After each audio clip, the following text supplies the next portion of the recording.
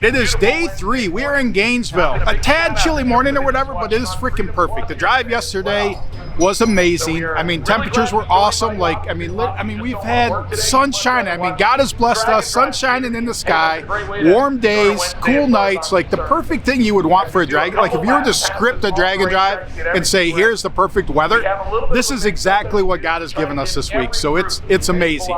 So, but we are at Gainesville and make our passes here. C Group is actually first today, so they're going up there, get through their passes, then they'll call probably A and B Slick. I don't exactly know the run order, but I'm going to guess it's A and B Slick after that. We're doing a tire change on the Durango. See if we can get less than 6 or 7 passes today to get down the damn track.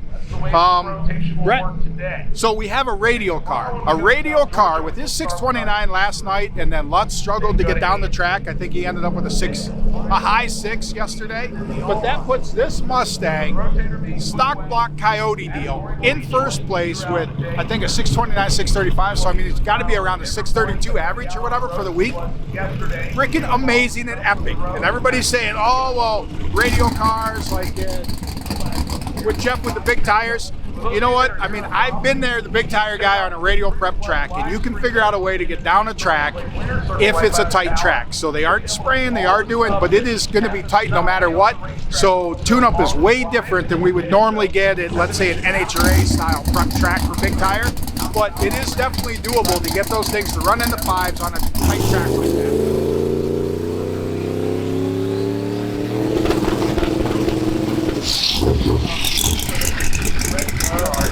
All right, so he's got that warmed up. He's getting ready to go to the lanes. When we pulled in this morning, he was already here. He was at the track when we left, so that's dedication. Brett had to get a new bumper. His bumper ripped off on his pass yesterday and bent it back.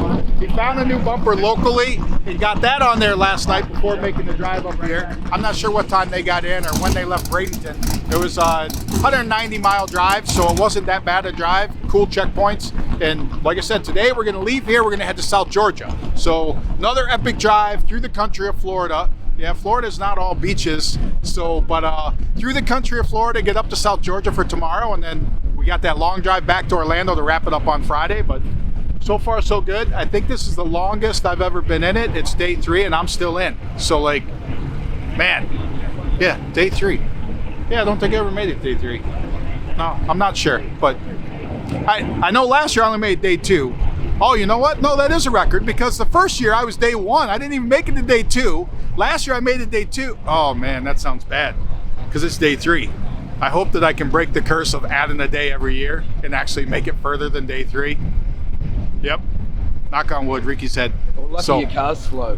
But yeah, slow car. If you're going to be slow, you might as well be pretty. So I'm going to have to go polish the thing up before we go up there to the line, make sure it looks good. And like I said, hopefully we can get something to get down the track so that we really still want that 7. Yesterday we turned into wanting an 8, and now we're back to wishful thinking and we want that 7. But hey, let's get right to the action.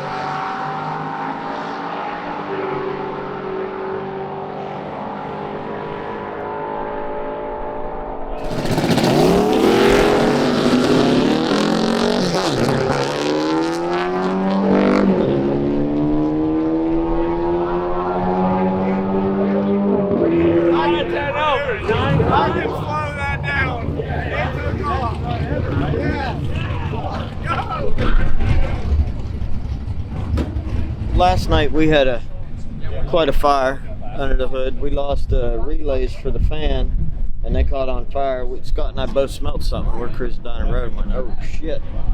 And man, we was in the middle of nowhere. We pulled over in the middle of traffic to put it out, and we got her fixed up. And on the way we went, was almost an uneventful drive except for that.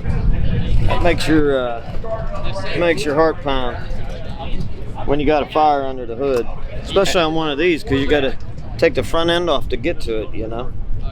So it's that's the problems with driving a Pro Mod on the street. It's not a street car, it's a Pro Mod. You wouldn't have it any other way. That's right. If you say you can't do it, I'm gonna do it. All right. So what's today all about? I think we found our problem. We'll see. I'm just gonna run what we tried running yesterday and see if we can't get her down through there and get a good number out of it. I doubt I'll do one and done. You know, I'm stupid, so I'll stay until I get what I need and see what happens. I guess it depends what that one is. Very true. Good morning, James.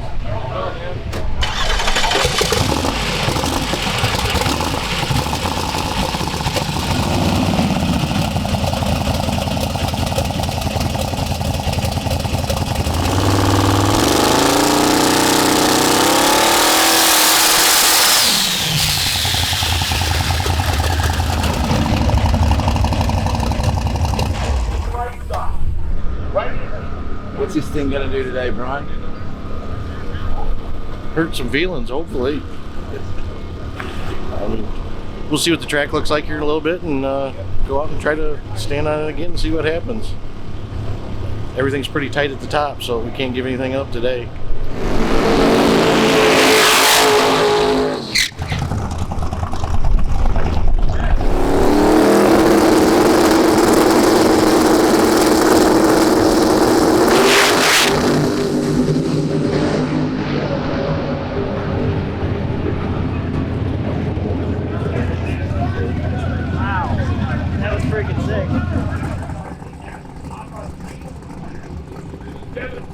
Let me see, we had a pan gasket on the transmission.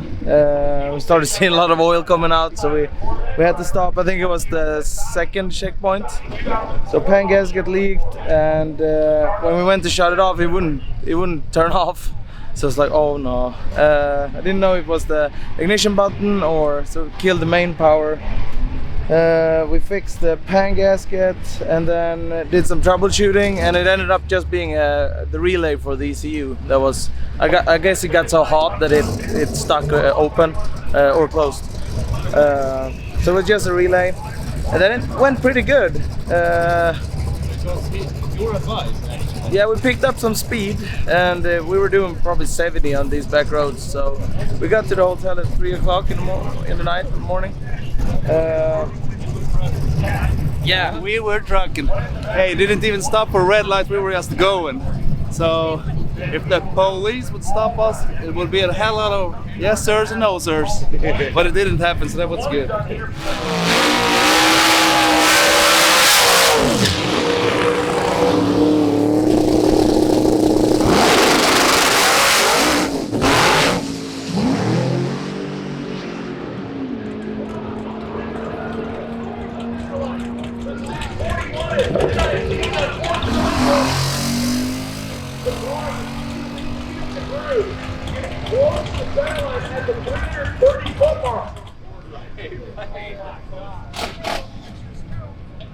Hey, Jerry Matt, we got the 76 Chevy Nova. Obviously last year we had a little 632 in it. This year we decided to bump it up to a big heavy mountain motor 800-inch deal. Went to drag week with it, kind of prematurely, but we thought we had to go to do some testing. Got out to drag week, made it day one really well. Had a good hit. 791 was our first pass, I believe it was, on a car ever. We told our driver, Matt, take it out there. If it feels good, keep it to the 8th. You know, if it still feels good, take the other end, but you know, we don't know what we're gonna do here.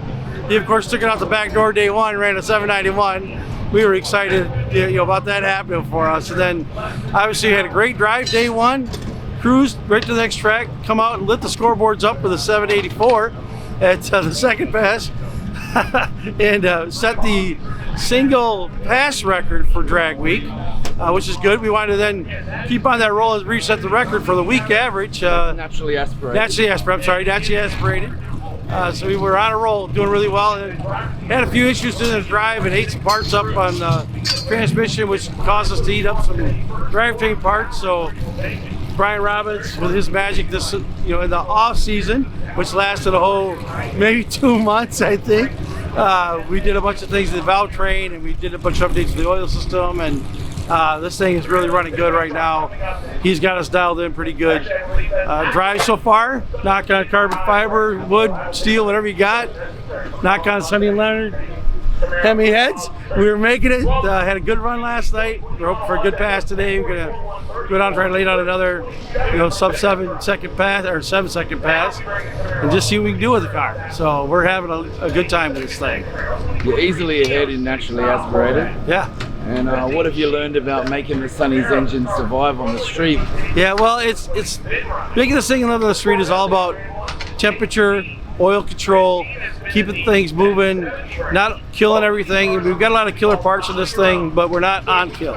So we've taken a lot of that pro stock engine stuff, and Brian Robbins has machined a lot of the oil passages, water passages, setting up the right combination, getting the right sized restrictors and plumbing and those kind of things. It's right now it seems to be holding up really well. We're checking valve lash twice a day, and it's staying really nice. We're checking spring pressures; they're staying right where we want them. I mean, we really we're pleasantly surprised, amazed, and just enjoying the return. There's a lot left in it, I think. I don't know how much we're going to go after it. We're going to stay in that 770 range, I'm sure, today. A little bit of a headwind, tailwind, so we might go a little faster. But our goal is to make it to Friday. That's the goal.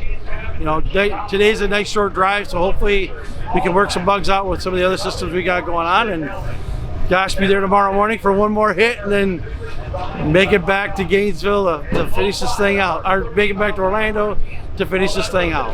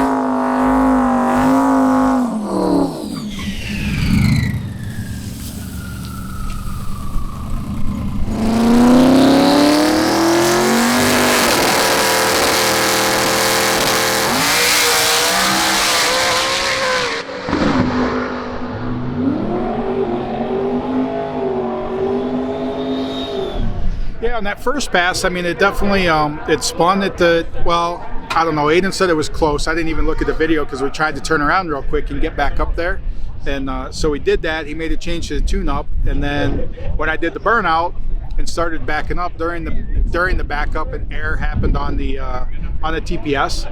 It aired out and just went to idle. So that's its default. It goes into limp mode, and then restarted it, and it just was not happy. I mean, we know there was an issue with one of the TPSs that's built into the main throttle body, but it's intermittent. So we're hoping that we missed the intermittent part and can make a pass with it. If not, I'll freaking have to idle it down and take a 20-second pass. Hopefully we get something. Aiden took some timing out and everything. We're just struggle bus, and we only have so much with the suspension. Roy says, I mean, we are loose. We're trying to plant the tires as hard as we can. We got the weight back there to help. Full loose in the front. We're just a broom. And you take a broomstick and you hold it out.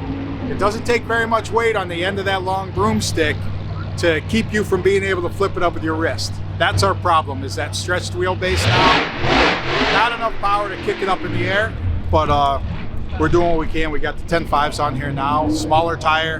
Hopefully will help with some wheel speed, hopefully, and not that we need wheel speed for the burnout part of it, but going down track, I mean, converter's lugging it down. We have the converter out of 2.0 in here to get a tighter converter, so, I mean, it's a mixed match. Nothing is ideal situations for us right now, but hey, we're having a good time. At the end of the day, you know what? We're in freaking Florida. It's 70 degrees. There's a foot of snow on the ground at home, or I don't know, 4 or 5 inches, and it's 20 degrees or 10 degrees. I don't even know what it is. But that part of it is just awesome. Yeah, I mean, you can't have a bad time racing. A bad day racing is way better than a good day of shoveling snow. So we'll take it. Have you ever taken a 20-second time slip before? I have not, because usually when I break my stuff, I can't even take the 20-second time slip. I'm just out. You do it spectacularly. So, exactly. So, but we'll see. Unfortunately, well, doesn't matter. Like, we want to run a 7, so if we got to take a 20-second time slip today, regroup, get some parts for tomorrow, then so be it. I mean, the 7's what I'm really after, to get to a starting point with this thing. So we'll see what we can do.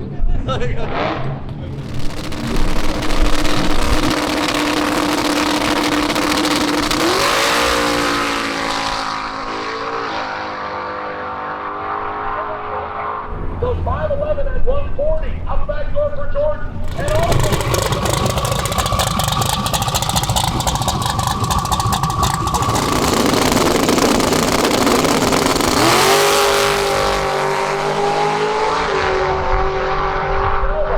On a good one. Looking for Rivers 823. And goes 817.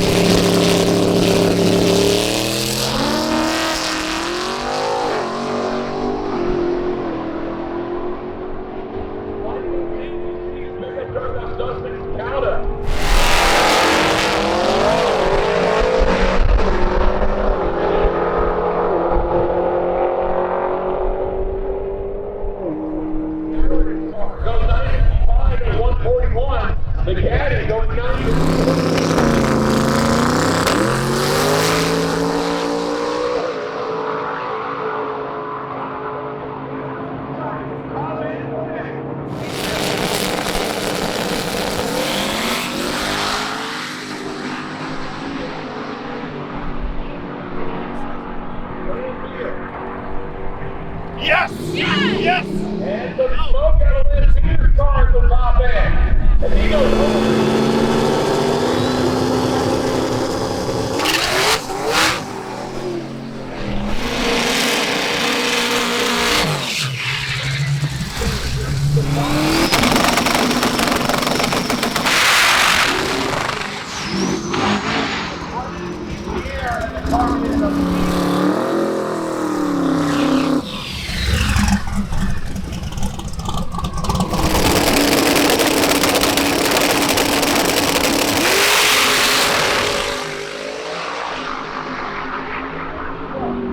Looking for a six. Freaking and once again.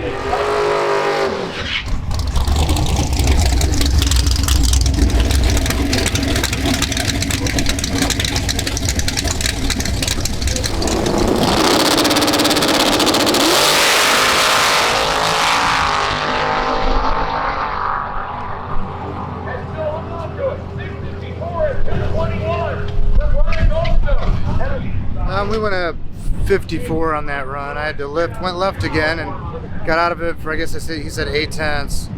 But yeah, it was 55 the first one, 54 the second. Hardly worth hanging out for a 100th, but I don't know. He's trying to decide if we're gonna make another one. I'm kind of deciding no, but I don't know. I think it'll go faster if I get down the track. So. What does Brian think?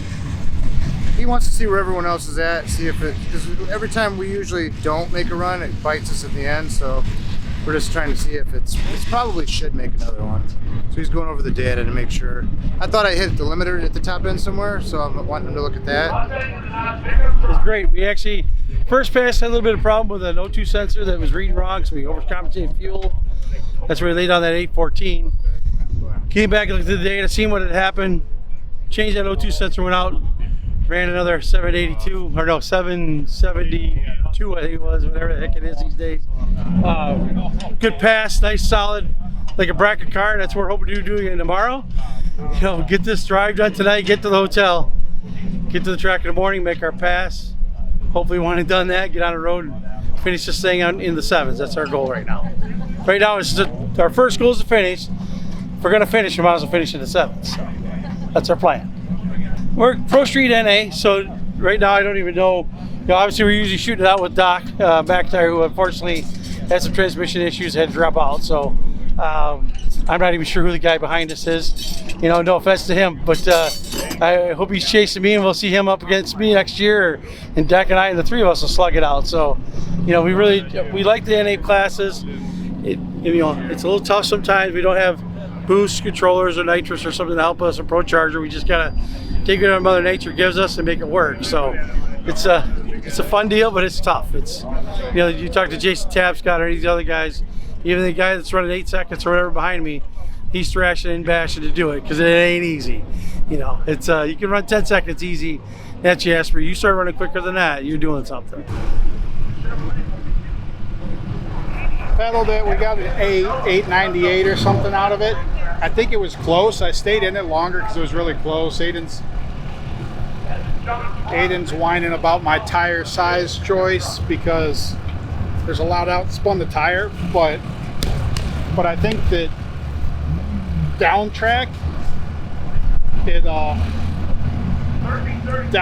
was happier, like it had more power on tap. So I think we're going the right direction. If he gets it to launch to where I don't have to pedal it, we can get that momentum going, then I think it might be good, but who knows, might be wrong.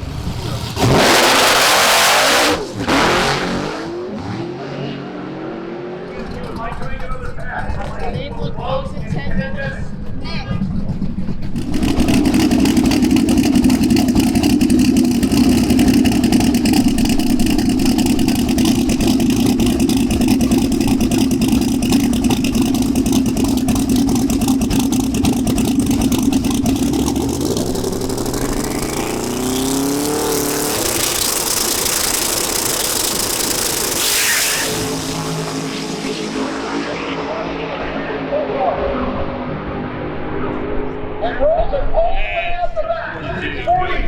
Mad scientist took over here.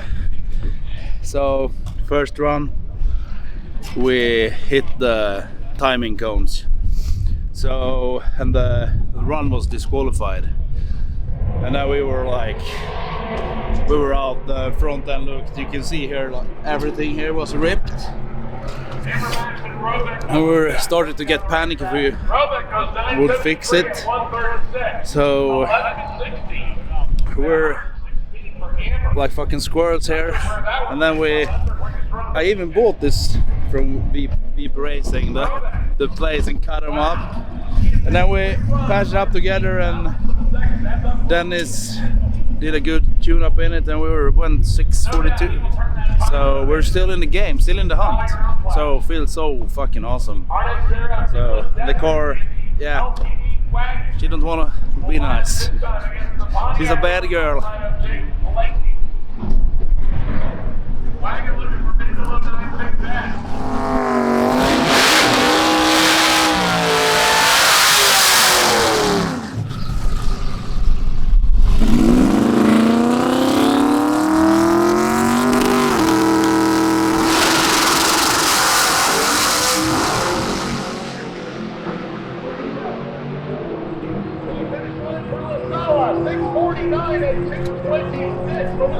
So we're here at day 3 at Gainesville. I didn't get to talk to you yesterday after we made our new record-setting run of a 6:29, which was a new personal best for me, reset the radio record, and that run put us actually in the overall lead of the whole entire event over Jeff Lutz, because he had a bad run that day, only turned in at 6:90. So now we're in a race for the overall, which I never imagined that even be having this conversation to be racing Jeff Lutz for the overall. But here we are, Gainesville. I knew going into the day that this track would be our most challenging track because the surface, they don't race on it as much radio racing as they do the other tracks around in the area, so it's more big tire friendly. Sure enough, we made a bad first pass, a bad second pass, went 690. Third pass, we managed to pull out a 649, which kept us in the lead. So we just handed in our time slips. Jeff handed in his, I handed in mine. I think he went a 628 here. Currently, I have a 638 average. He has a 645 average, and we're going in the day 4 in the overall lead of Sick Week. Like, we're trying not to be too excited yet because, again, we still have 2 drives, 2 races to go. That car is capable of being much faster than my car. He went a 615 the first day. I haven't been that fast. I can't just pull that out of my hat. We're hoping maybe to pull a 25 or 22 out, but I can't pull a 615 out. So we're gonna stay our course, do what we do, be consistent. Last night the drive went good, it was smooth. We didn't leave Tampa until about 6 though, because on that 629 pass, my rear bumper decided to leave the chat. Some air pushed the diffuser up in the back, air got behind the bumper, ripped it right off. We were able to find a new bumper local, went over to the garage shop, got it fitted on the car, so we got a nice fresh black bumper on the car now for today. Hit the road, no troubles at all. Pretty boring really, just cruising. This thing's really loud, but it's fine. It drives good. You don't know what you're getting. It's the unknown, right? You're driving into the unknown, so you don't know. Today is a shorter drive. We're kind of looking forward to that because we haven't been to bed since before midnight yet, and it's only day 3. So let's hope for an uneventful drive tonight, get to our place, sleep, and make a plan for tomorrow.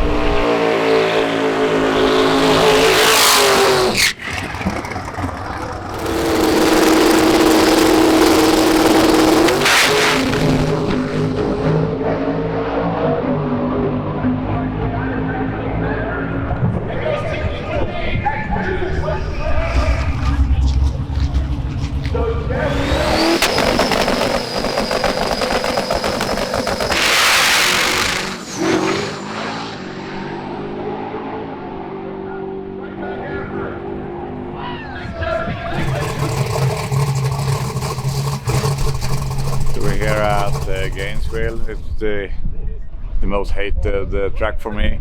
Usually we do like 3, 4, 5 tries each day, and it shakes and it shakes and it shakes.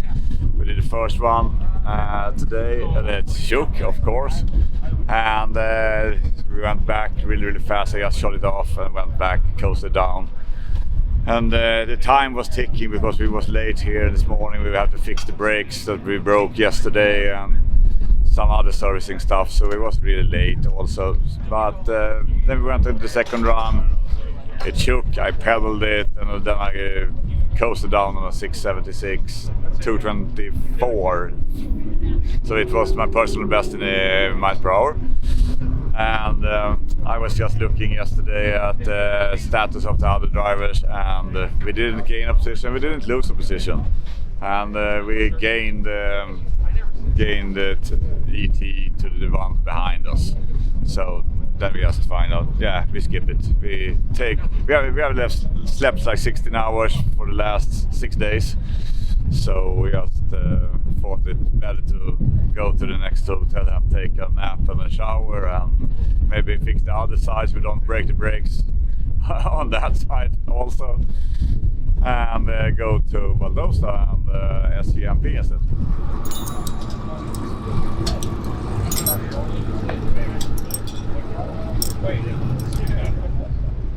On that last run, about 900 feet, it ate itself up. The timing belt broke. All that popping and snorting we've been doing the past 3 days must have took a toll on the timing belt. So that in turn bent all the valves. As dumb as I am, I brought a spare set of heads because my plan was to freshen this up Thursday night, Friday morning, and give her hell. Well, this is my new Friday morning. So now it's time to give her hell. Everything looks great. The camshaft got a nick in it, but it's going to have to do. So we'll just roll with it. We'll just keep going. Look, Tom's coming to give me shit. Well, just use that weapon on him. Tom.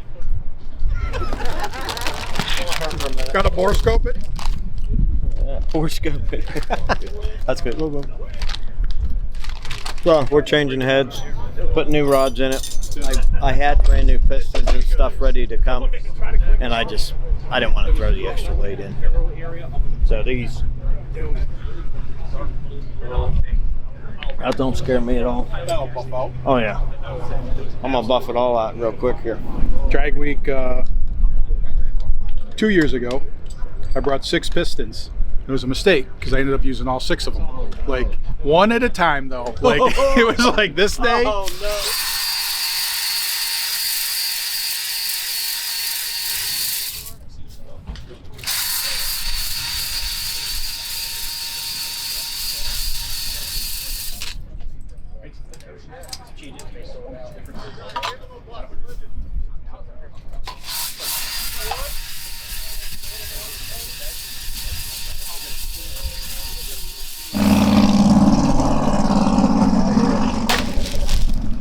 Prevents cancer. Cancer, what? That's good.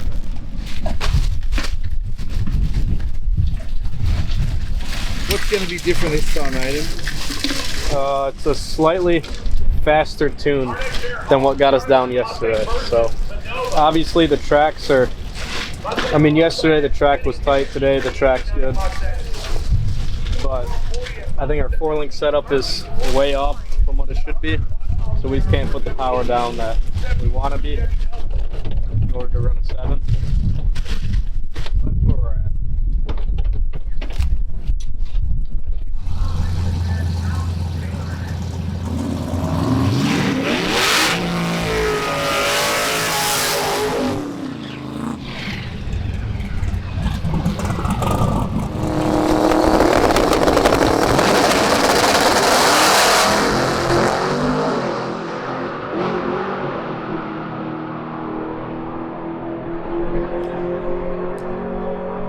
Coming into today, day 3 at Gainesville. We got here early, we got everything set up. It was looking good, it was looking great.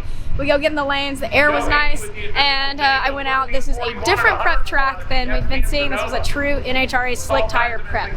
Great prep, it's just that we didn't have the data on it. So we went out, what we thought would be a good pass, chattered the tires, turned it around really quick, went back up, figured the track out, got down with a good 60 foot, and then right after the second gear shift, it popped. And I was like, okay, look around, everything's fine, drive it off the track. We wait until the all run, go up for our 3rd pass, makes it a little bit further, about 1,000 foot, and it pops. So long story short, before that pass, we thought we found we did find some issues, but that wasn't the issue. We almost didn't make another pass because we had so much fuel dumping in the motors. Our injectors are really leaky. They're new, they're clean, whatever, they were clean. They're not now, apparently. Every single injector was just dripping, pouring fuel. So I pulled fuel at the top end, talked to Paul Powell, Nick and I discussed a little bit, and pulled fuel, manually compensating for our leak, and ran a 687 or 9 at 209. And we get to turn our 6 in for the day. For a while, I thought I was turning in a 7 something, 720 something, but pulled it off by the hair of our chinny chin chins. So we have 2 sets of injectors. We have our street injectors, which are 2,200 cc's, and we have our race injectors, which are 850 pound an hour. So what we normally do is run 1 set for the street, 1 set for the track. They're in the rail, it's in the tune, very easy. The thing with the race injectors is they're leaking no matter what, because they're in the same rail, so that fuel is dumping all the time. So Dad has them out right now. He's cleaning them up, and he's got them apart, working on them.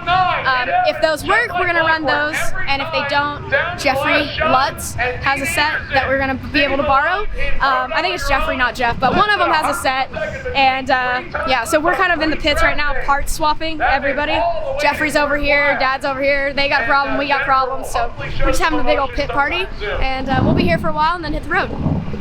On that last pass, finally, we got down, and actually our 60 and our 330 was better.